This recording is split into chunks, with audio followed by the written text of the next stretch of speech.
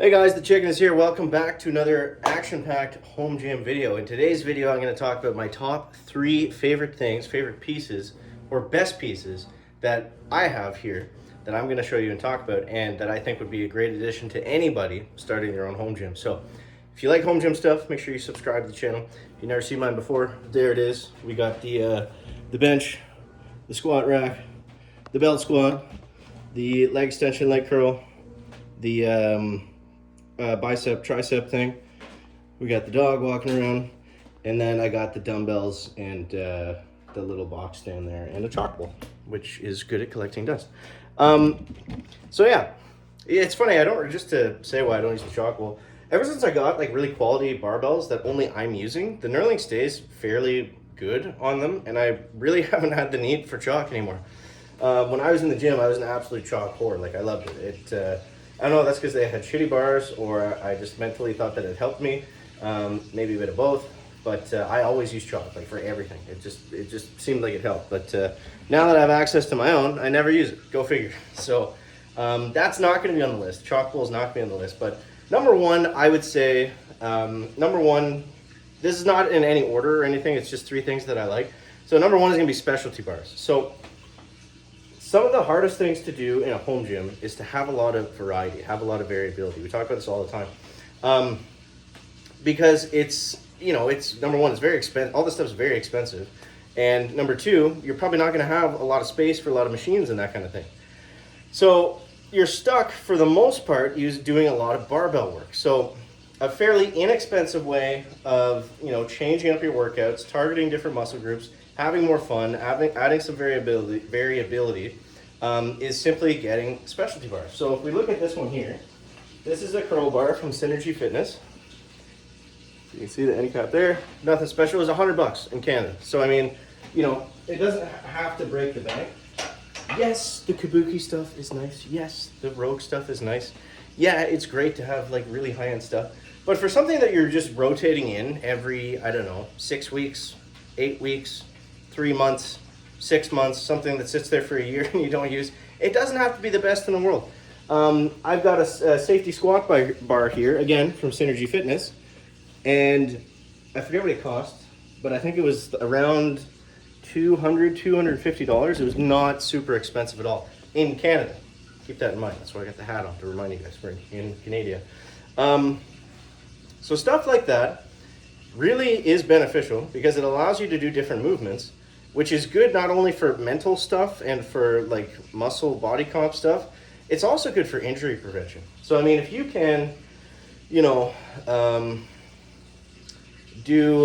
what's the buffalo bar, like bench press, take a little stress off the shoulder sometimes, same with the safety squat bar, take a little bit of stress off the lower back, and just things like that. It all helps, and it's just nice to not have to use a barbell for every single exercise. Like, the last thing you want to do after squatting with a straight bar, benching with a straight bar, is do a bunch of curls and then skull crushers with a straight bar, right?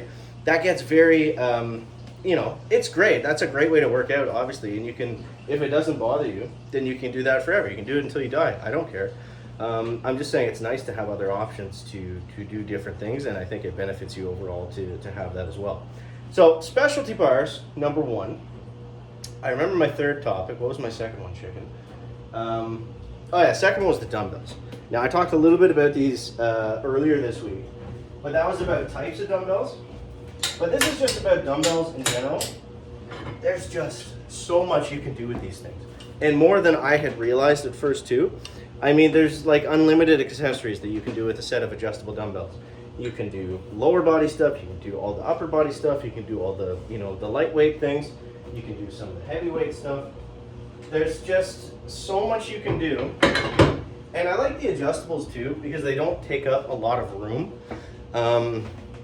And for the benefit that they provide, the footprint they take up, yeah, they're usually fairly expensive depending on how heavy you want to get.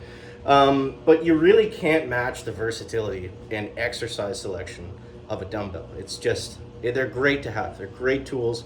If you have a home gym, after getting the absolute basics done, dumbbells, adjustable dumbbells, I think should be fairly high on everybody's list. And I